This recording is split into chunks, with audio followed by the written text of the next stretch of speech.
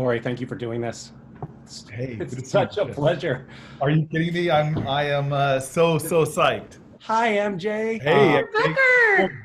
how are you? I'm great. How are you? It's so good to see you as well. Thank you so much. I'm so psyched to be having this conversation. I had no idea you were a big supernatural geek like me. I'm pretty psyched. All my why friends. Why does it got to be a geek? I don't understand why geek has got to be associated with supernatural. The level of into supernatural you are determines your geek level. Your geekdom.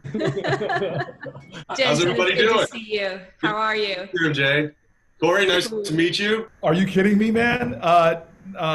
Pretty amazing to meet you as well. Oh, that's awesome, man. Well, it's quite a unique experience right now with everything going on. So it's nice. What do you mean when you say with everything going on? Meaning that it's the last of season 15, and a lot of us are very pissed off that that this is it. A lot of us don't know what we're going to do with ourselves. Yeah, I've gone back and watched all the way through twice now. Yes. So I did it during my presidential run. I started back at episode. First of all, you guys age wonderfully. 15 years, back when you guys were. I know, right? It's that network serum that they make you take. You go back to those early episodes, and y'all were just babies. Man. Yeah. Just babies. Yeah, I started the show when I was filming the pilot. I was 26 years old. Now I'm 42. So.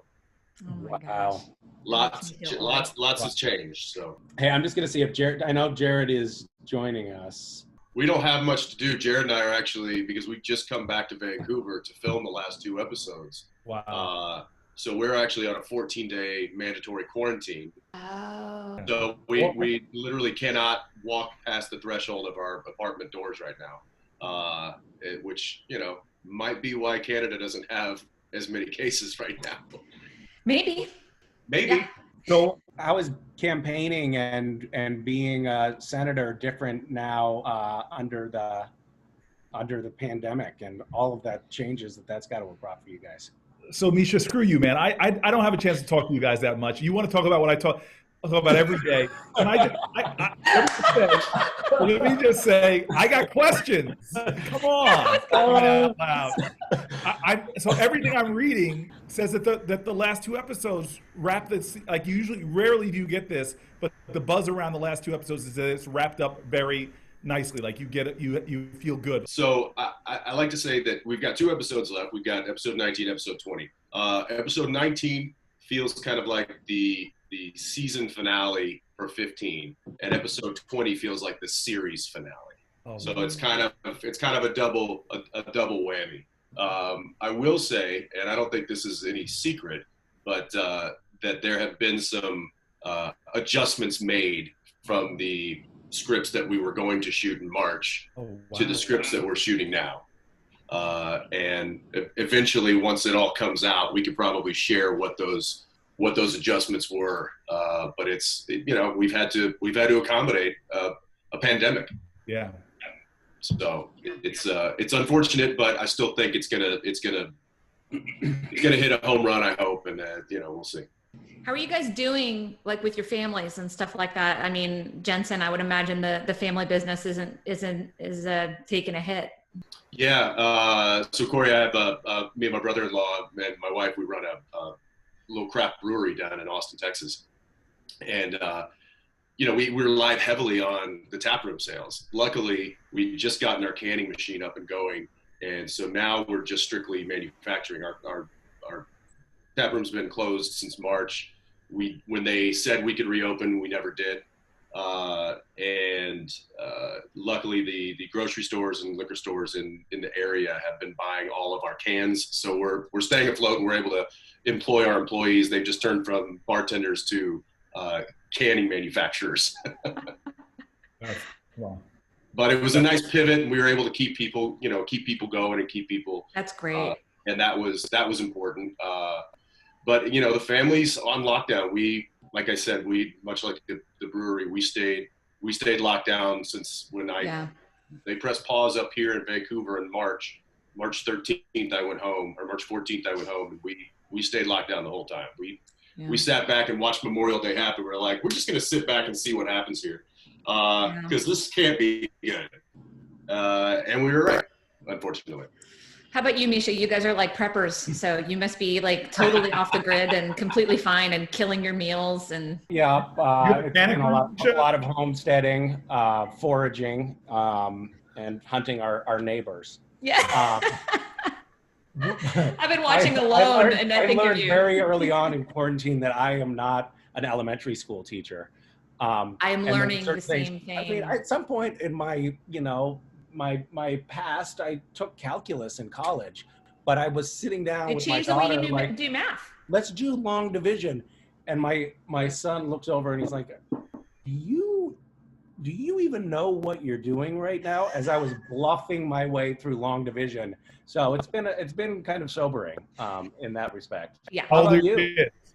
I have a 7-year-old and a 9-year-old. I can't even imagine what it's like to have to homeschool them and the people who have kids in high school, let alone the social aspect, but just the academic aspect. Mine are only kindergarten. And so I have a 3 and a 5, almost 4 and an almost 6. Wow. And it's less about like, I just don't know the best techniques. We buy workbooks and we've got them in a virtual class and we're just doing everything we can. But it's definitely been Teacher Appreciation Day every day and hoping that he doesn't get behind because he was ahead. Like he was doing spelling tests and stuff in pre-K when he was just turned 5. And they were learning Spanish and all sorts of things. And now, Well, if he does fall struggling behind, to- it's your fault. Yeah, So that's exactly. helpful. It's completely my fault. Yeah. Hi. Hey, there he is. Good. Hi. Hi. Yeah. Jared's technically inept. He doesn't understand Zooms. He doesn't understand. I'm surprised we can hear him right now. My ineptitude is vast and ubiquitous. But MJ, good to see you again. Cory, pleasure to meet you. More than you know. I feel like I know you guys already. I've spent years and years and years. Well, and likewise. Yeah, I mean, every time we turn on the TV, we see your smiling face, so it's a good thing. Except for I'm physical off at you, Jensen, because your character eats so much, and when I watch, I tend to. I know, right? I try to keep up with you, and I just gain weight. My physical football player body, Pac-10 football, it's gone way away as I now. Well, here's a fun fact for you. So I eat more like Sam does in real life, and Jared actually eats more like Dean does in real life. I eat a lot. People laugh. I went to a steakhouse in Vancouver one time here, and I got a steak and a salad, and I finished, and they were like, "Would you like some dessert?" And I was like, "Sure. Can I have a steak first?" And they go, "Ha ha ha ha." And I was like, "No. Can I have another steak first?" So, Jared, you just they say never meet your heroes because you just broke my heart. Man. I'm a vegan for crying out loud, and you were like my hero. it was a meat-free steak. It was a meat-free steak. Okay. Yeah. By the way, I can't play football or Pac-10 football or anything. So All right. I can't just sit there and eat. But I should do the eating challenges. Okay. Hey, who is that comfort animal you have there? This is my buddy Coda. So he's a year and a half, and he just wants to get petted. I hear Trudeau has got your dog locked down, though. Yeah. He's He's got us all locked down. All locked down, yeah. Oh my God. I thought Trudeau of all people would make acceptances for people with great hair. I thought he'd lock down the bald people, but knowing Trudeau with great hairdo. In all fairness, Cory, you could just say that you're like holding your cards up your sleeve. Be like, I got great hair. I just don't want to like intimidate anybody. Yeah, that's the thing. I wish I could still grow my '70s afro. It was very Yes. That would be amazing. Be like have a full Kaepernick up on the debate stage. Yeah, exactly. That would be amazing. I just want to know the episode. I think it's French. The French. Where you go into your real lives. I'm just praying, Jared, you really don't have pictures up of yourself. Show us the giant portrait, Jared. Well, that's why I was late to the Zoom, is I was pulling all the pictures of myself down. I was like, I better just get my couch. I'm sitting on the floor. I was like, there are too many pictures of myself, too many headshots. I have pictures of my resume. Year by year, I have my 2000 resume, my 2001, 2, so on and so forth. Gilmore Girls. Yeah. By the way, Cory, MJ, I going old school. We did afterwards. Our set designer Jerry Wanick was like, "Hey, we usually keep stuff for the Warner Brothers archives afterwards. but we're never really going to use these pictures, these Warhols of you and Jen.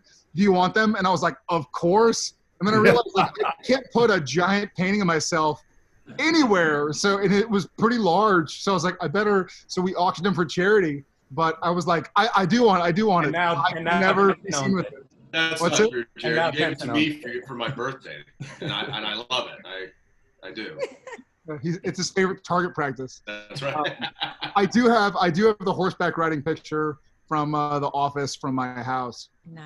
And I kept the alpacas.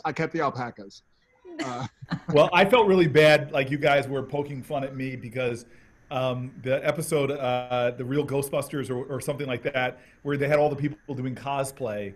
I was like, that one of those nerds is going to be me in the future at a comic where I'm going to try to dress up as one of you guys, or at least Rufus, somebody on the show. Oh God. Perfect, man. Perfect. You have to do that at Comic-Con, though, if we ever get to go back there. If it ever goes again. Yeah. Yeah. Cory, if I win this race, you and I will start some kind of like party, like annual party where you come dressed as your when favorite, you win. When you win. Exactly. When you win. Yeah, we got a pretty good poll out yesterday. We're down by 1. Amazing. Are you serious? One thing I have to say, which I love, I don't care what side of the aisle you're on, the energy around this election, I think we might break records for turnout in America, which, you know, you look at other democracies and you see they have so much higher turnouts, many of them, than we do. Yeah. It's nice to see people far more engaged with all that's at stake in a U.S. election. Amazing. In Texas, we've been 49th or 50th for so long, and we're setting records. I mean, we just had 2 million people vote in the primary and 1 million in the runoff, in a primary runoff electorate. 1 million people voted. It's amazing. So it's exciting to see so many people engaged. I think that's such a big deal. That's one of the primary things that I know I'm concerned with, is making sure that we hear the voices. We talk about how people don't have a voice, but they don't realize how much they have an opportunity and a responsibility, I think, to make themselves heard where they can, especially in the local elections, not just waiting every 4 years for the big presidential election. So that's awesome to hear from both of you guys. Well, in all seriousness, reading a lot of the classified information about our enemies, people that are trying to undermine our democracy, one of the things they try to do is often make us hate each other. So they literally parade on our platforms to try to whip up hate amongst Americans. So it's that house divided theory. Another thing they do is to try to make us lose faith in our institutions and become more cynical about our government, about the press and the media. And in a democracy, when we lose our faith in our institutions, or at least lose that sense of responsibility that if I don't like them, I can change them, that's when democracies go south. And so, you know, this is my generation before me, the civil rights generation, that was the big enemy. In fact, King's letters from Birmingham jail were, he literally explicitly says, this is not to the white supremacists or the KKK. It's really about good people who do nothing. And that apathy is really the biggest threat to the vibrancy of our democracy. We need to get people involved. And I think people often forget how powerful one individual can be. And one of the stories I told on my campaign trail, which I didn't know till I became a senator, but I did know the first part of it, which was in 1969, the year I was born, we were moving from the South into New Jersey. And every time we would show up in the areas with great public schools, they happen to be white areas, real estate agents would lie to my parents, tell them the house was sold or the house was pulled off the market. And so they found a group of activists in that community, white folks and some black folks and Republican, Democrat, just people that believed in our country and believed in the values. And they set up a sting operation where they would follow my parents. And when they were told the house was sold, a white couple would show up and find out the house was still for sale. And on the house I grew up in, they put a bid on the house, bid was accepted. On the day of the closing, my father and a volunteer lawyer show up to the closing, and the real estate agent's so angry, he punches my dad's lawyer, sigs a dog on my dad. But eventually we move in, and I grew up in this incredibly nurturing community, as my dad called us, the 4 raisins and a tub of sweet vanilla ice cream. But I fast forward now, 30 plus years, you know, I go off to college, to graduate school, get to the Senate, and like a lot of senators do who have a high sense of self-regard, I decided to write a book. And I go back to find these activists. And I find the guy that organized the whole sting operation as a lawyer. and elder guy. He died literally a few years after, this guy named Arthur Lessman. But I asked him why. Why would he do what he did? And he said to me, well, on March 7th, 1965, years before I was born, he was just comfortable on his couch at the end of a long week watching TV. The movie historically on March 7th, 1965 that most of America was watching was called Judgment at Nuremberg. And so here's this gripping movie about the Holocaust. They break away from that movie to show a bridge in Alabama called the Edmund Pettus Bridge. And he watches in horror as these marchers get beaten. And his first instinct is to fly to Alabama, but he can't afford a plane ticket. He can't close his business. So he says he calculates to himself that he could afford just an hour a week of volunteer work as a lawyer, finds this group of activists that's doing housing work fighting against housing discrimination. And he says a few years later, he gets this case file with 2 names on it, my parents, and he went and helped us move in. And so I always say one man getting up off a couch, giving 1 hour a week of volunteer time is the reason I'm a United States Senator. Wow. And that's how sort of connected we are. Here are these activists 1,000 miles away from New Jersey, change one man's heart, who then goes and changes the destiny of a generation that wasn't born yet. And so like we give up our power every single day when we don't realize how much of a difference we can make. And in a state like Texas, what excites me about MJ is I looked at the voter registration after the Beto race, and I was just stunned at how much there were people that weren't even registered there. And I know there's a lot of effort that's gone on over the last 2 years to register people to vote. Yeah. But then you also know, I saw this great pie chart, MJ, you may have seen it, like where they say most people think it's like this, 53 million people voted for Trump, 56 million voted for Hillary Clinton, and therefore but it isn't that. It's actually about 53 for one, 56 for another, and 100 million eligible voters in America didn't even vote. Yeah. And so you've got this stunning amount of people that just aren't speaking up, and they're luxuriating in they're taking for granted the blessings that they enjoy. That MJ, if you travel around the world, you see how precious it is to be an American, and you can't even get up and understand that the traditions that we savor have always come from the struggles of previous generations, whether it's women's rights, workers' rights. And the least we can do is do things that inconvenience us now for the country we say we love. Amazing. That's an amazing story. I didn't realize that. I think, there are a lot of goods and bads to social media, and obviously we're on social media right now, or we will be.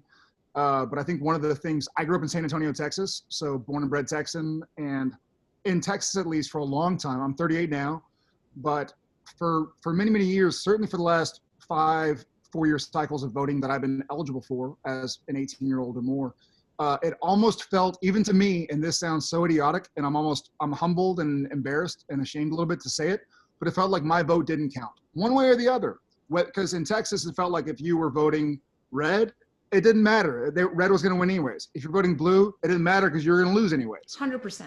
Yeah. So I feel like these days we're moving more and more towards, hey, if you get out there, whatever your vote is, and your opinion matters, your vote matters, your values matter, and who you vote for based on your values matters.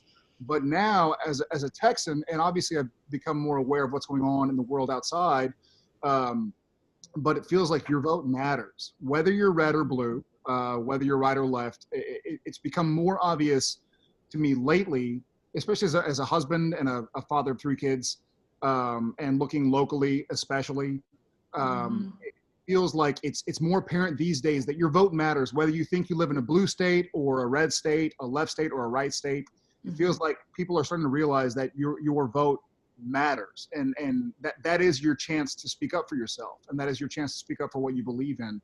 And I'm excited that, first and foremost, people like you, Cory, and you, MJ, are helping get that out.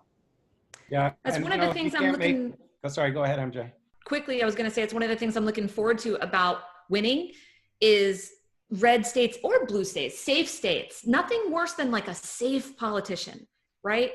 So these other red states are going to be like, holy shit, Texas elected a Democrat? And this idea that your vote matters and you can't take anything for granted, it helps curb some of that voter suppression that you get from landslide victories. But Misha, what were you?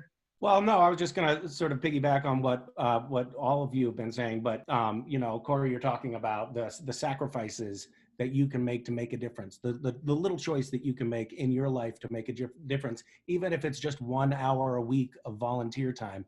But a lot of our fans, we all have conversations with our fans, and our fans are looking at what's going on in the world right now, and they keep asking, well, what can I do to help? And there are a million things that we can do. We can find organizations to volunteer for where we have skill sets, but we can all start with just making sure we're registered to vote, making sure we know what's on the ballot, and making sure we show up at the polls. Those things, that's a first really, really critical step, because the people who we choose to represent us in the government are the people who are going to make policy decisions that totally shape the rest of our lives and our kids' lives. So it's a small gesture toward making that contribution, is just getting out there and voting. And sometimes it's hard to figure out how to register, or, you know, there's a long line at the polling station, and that's the sacrifice that you've got to, you know, make. But, you know, we have these conversations with our fans, and I think our fans, you know, partly like the show because it's about, you know, people fighting the bad guys and fighting for what's right. And there's a mythology to it. And in the real world, fighting the bad guys and fighting for what's right, it starts with showing up to vote. Well, and sometimes the people you think are bad guys turn out to not be bad guys. And that's kind of a good political lesson too. Fair enough. And also, I think what Misha kind of touched on you too, MJ, is that it doesn't start with what you want to fight. It starts with what you want to stand for.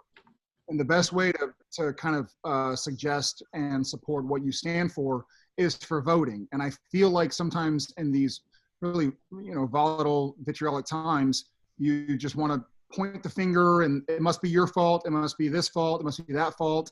But if you can build a solid base of what you stand for in the first place, then instead of just fighting what you feel is wrong, you can kind of try and find common ground and speak to somebody who might not share your same beliefs and ethics.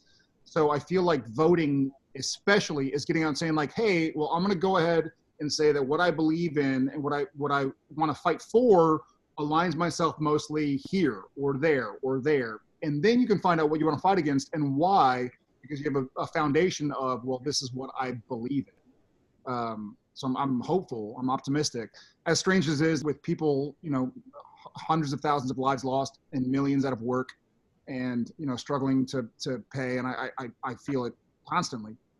I still am optimistic that we're at a low, and they say the pendulum swings, right? And so I'm hopeful and optimistic that the pendulum is really low right now, but we can move forward from here, fighting for what we believe in, and then figuring out what we disagree with so that we can have a knowledgeable, cognizant discussion and figure out where that middle ground is. So, you know, fingers crossed. Yeah, well, look, I first of all, I love what you're saying, and you know, Misha, you were saying about a lot of people on your platforms ask you guys, what can we do? And I think that a lot of times we feel this overwhelm, right? And I tell people to never allow your inability to do everything to undermine your determination to do something. And it starts, I think, with, you know, there's that, you guys have probably heard that East Asian story about the man that tried to change the world. 10 years he tried and he failed. The man that then tried to, for 10 years of his life, to change his country, he failed. Then he tried 10 years to change his family, and he failed. And then he spent 10 years trying to change himself and succeeded, and then the world changed. And it's just a simple idea of like, okay, I'm not going to spend all my time judging or pointing fingers or putting hate out. Let me just do a self-audit. Like, what can I do? What am I doing? So if you want people to vote, don't just be one of those people, people should vote. I tell people, start with your own social media. We all spend so much time on it. Do an audit of your own social media and ask yourself after you've scrolled back a month, like, what am I putting out into the world? Am I mostly talking about trivialities? Am I mostly talking about who I hate? Because that is a reflection of, in fact, when you die, your grandchildren are going to be able to look at like, what did this person stand for? And so something as simple as putting up iwillvote.com. It's not even partisan. It's a simple website you could go to that anybody could check, iwillvote.com. You could check if you're registered to vote. Put your name in there and the information. Just by sharing that, you make a difference. And most people, we underestimate, like there's a Stanford researcher who actually studied the virality of goodness. And like, so if you do one good deed, and we shouldn't brag about the good deeds, but hell, if you put on your social media account, I volunteered at this shelter, here's the information. Maybe you can't go to the shelter, but give $1. But that, knowing that people witnessing you doing a good deed, as simple as walking down a street and picking up some trash, it actually, they've been able to measure it could go at least 3 degrees of separation or more. We all have an obligation. All of us can do better as a patriot in loving our fellow Americans, not just the ones that agree with us, not just the ones that vote with us, but if you just start, am I living a life where I'm sending that energy of kindness and sacrifice? Because if you really love America, our founding document ends with this standard that none of us can meet. They literally said, if this country is going to make it, the words of the Declaration of Independence at the very end say we have to mutually pledge to each other our lives, our fortunes, and our sacred honor. And I look at our politics today and I'm like, where the hell's the sacred honor? And I'm not going to, would I give my life for my fellow country person? And so I know we all want to criticize the world and say it's not good enough, but I think if we all just do an audit of our lives and start with your social media, because that's what your syndicate, we're all syndicate media. What are we projecting into the world and how much does it align to the best of our values? And if I believe in voting, put iwillvote.com. If I believe in volunteering to help people, beautiful fellow Americans with disabilities, post something like that once a week. If I believe in an issue, whether it's I'm a Second Amendment person or I believe we should have more common sense gun safety. By the way, they overlap. 86% of NRA members believe we should have universal background checks. Then post about those issues. But most of us don't use the powerful forces we have at our behest to push that out in the world. I love the thought that goodness is contagious and that it's, it can spread like any other thing can spread. Just to touch on what you're saying, my wife actually told me a story that happened to her today. She went to the DMV, which, if anybody knows, is I think the second ring of hell. And just having to wait at the DMV I told my wife, I was like, I think hell is just one giant DMV. Anyway, they're all you waiting. guys had an episode where they were waiting online. Yeah. So she was in a line very similar to that stretched out into the parking lot because of the social distancing. And it was, MJ, it was about 100 degrees in Texas today. Yeah. So everybody was very hot. And she was, further about 10 people deep in the line. And this woman pulled into the handicap spot there right up front, and she was by herself, and she got out and she was trying to get her walker out of the back seat. And somebody left the front of the line, walked over and started to help her out, got her out, and she said, thank you. And then the whole line seeing this, the person in the very front that was about to enter into the building, waved her up forward, said, please, go on ahead of us. And she turned around and checked with the rest of the line. Everybody said, yes, please, go, go, go. The person inside, one of the actual DMV officers, witnessed the whole thing and personally paid for her $50 registration on her car. I mean, that makes me tear up, man. That's beautiful. That happened today. Yes. Yeah. And it's the power. I used to have on Martin Luther King Day, I haven't done it in a few years, I used to just ask my followers to tell me acts of kindness that you've done or you've witnessed that have moved you.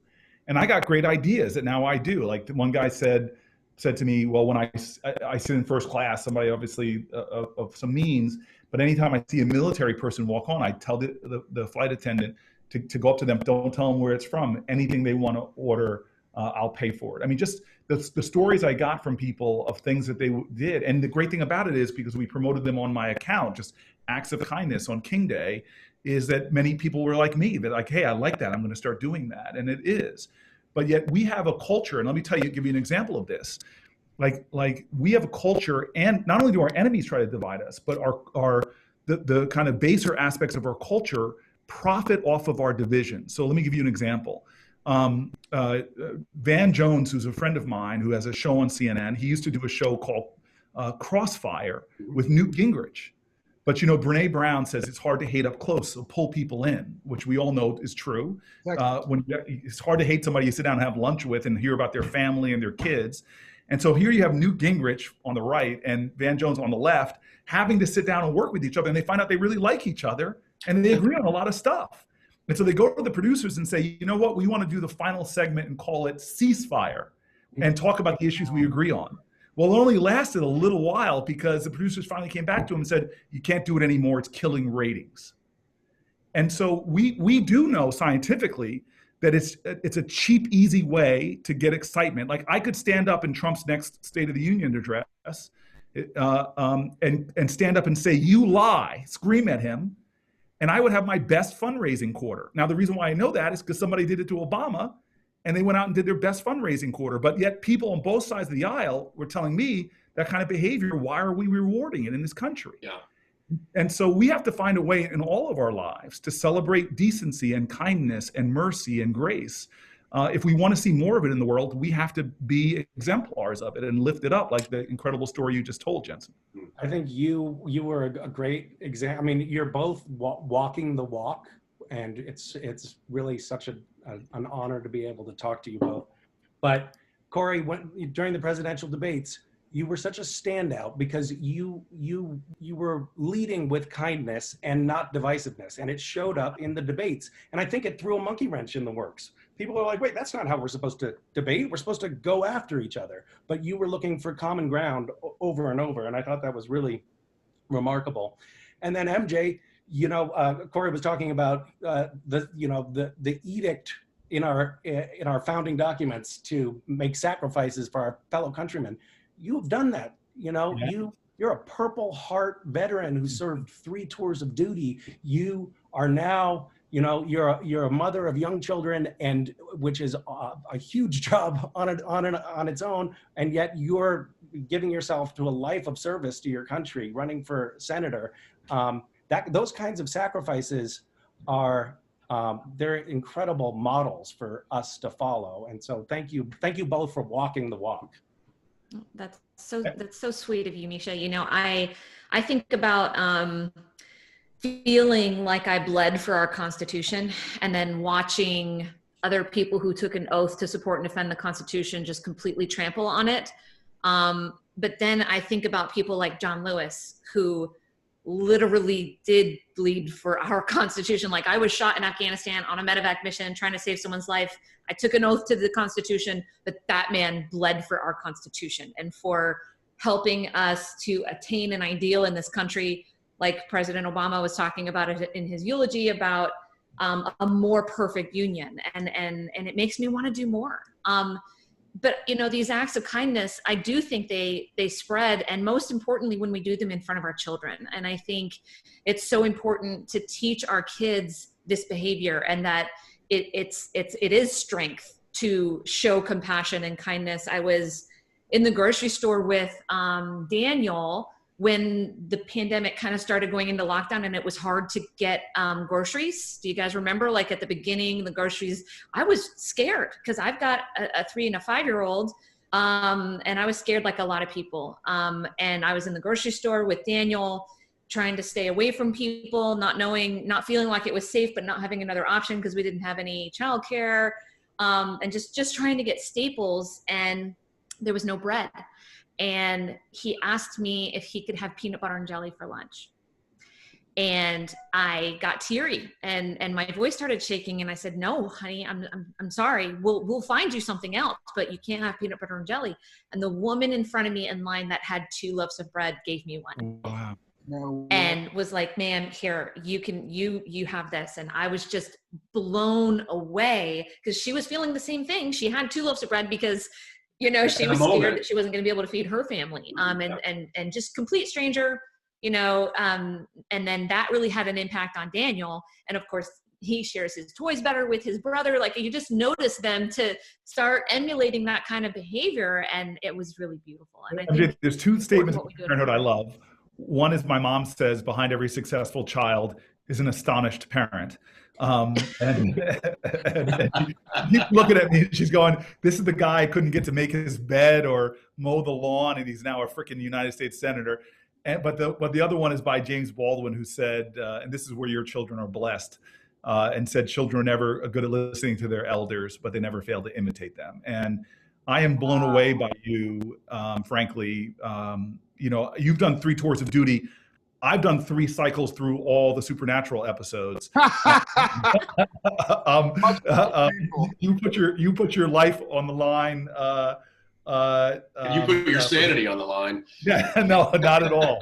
You guys got me. You didn't have any to begin with, apparently. But MJ, I just want you to know I'm not going to talk my support for you. My team is going to make sure we're sending you the maximum I can send from my Senate group, and I just hope that other people who see, like, I want you as my colleague. I'm going to be shameless. I think that, and by the way, the Senate still has way too few women in it, and to see somebody who's is a Purple Heart winner, who served their nation fearlessly, put their life on their line, and continues to want to do that. I really pray that I'm, and I hope people watching this, I don't care what your background is, if you believe in her and that she can be a transformative force in the Senate, like I know she can, I hope they'll go to your website. What is your website, MJ? That's a great question, Senator Booker. It's mjfortexas.com. And I appreciate that. And I am looking forward to working with you. I feel like we need more military veterans also. I think that, people like you obviously get it. There's a lot of people who get it, but there's a lot of people who don't understand what it means to deploy troops and to maintain a healthy State Department and good relationships with our allies and all of those things that are so important, that deploying boots into a combat zone should be a last resort. And, we were talking earlier, just to bring it kind of full circle, the beginning of this conversation, we were talking about the importance of voting and how you and I know we're intimately familiar with other governments around the world who do make it a lot harder for their citizens to vote. And I think about operating in Afghanistan, where we were medevacing people who were attacked for voting, that, your thumb would be blue if you voted. That's how they could tell that you voted, and that the Taliban were targeting people with blue thumbs and hurting them. And I hope that more people get involved and more people get engaged. The more people that vote, the healthier our democracy is, the closer races are, the better quality our legislators are. And I just really hope that that's part of what we're seeing. I know we're seeing that in Texas. I know we're seeing just absolute record turnout. And so, if people go to my website, mjfortexas.com, and consider donating and helping out, but also consider clicking on get involved and figuring out how you can volunteer. But come to a town hall first, you know what I mean? Come in and find out what I'm all about. I'm all about bringing people together, getting our government working again. Senator Booker, you know that I came to DC, 2012 and 13, trying to open jobs for women in the military. And I was shocked at kind of how things work. And I feel like you go to DC with all these great intentions and stars in your eyes that you're going to go and save your country. And then you have to feel like you want to take a shower after seeing the quid pro quo and the corporate PACs and the special interests. And, you wonder why our immigration system is still broken. Why, if nearly 90% of people want universal background checks, we can't get them. And it's because of that corrupting influence of money. And so I'm all about lowering corruption and getting our government just functioning for regular, hardworking Texas families again. And MJ, I was stunned when I started working as a senator just to see the veterans benefits. I mean, I had women veterans in my state having to wait months, I'm not exaggerating, for gynecological care. Because it's that kind of backup. So I just can't wait, God willing, to serve as you. I'll also make you an offer if you ever want to do a Zoom fundraiser. I will. If you need a bald black guy, I'm here for you to volunteer to go on one of your Zoom fundraisers.